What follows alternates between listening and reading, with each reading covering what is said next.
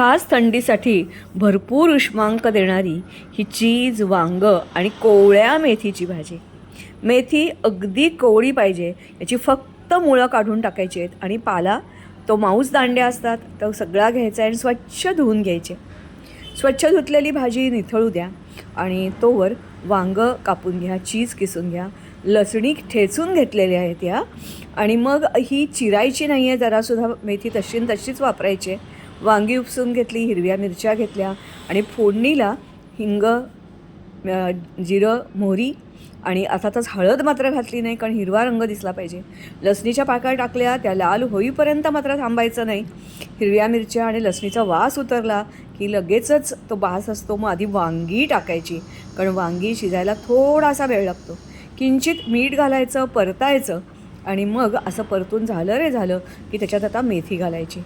मेथी चीजमध्ये किंचित खारटपणा असतो, त्यामुळे जपून मीठ घाला आणि हे सगळं नीट हाय फ्लेमवर ढवळा.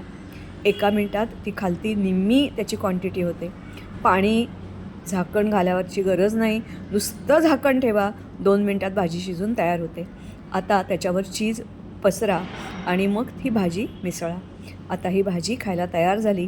भाकरीबरोबर किंवा फुलका, पोळी कशाबरोबरही खा आणि एन्जॉय करा.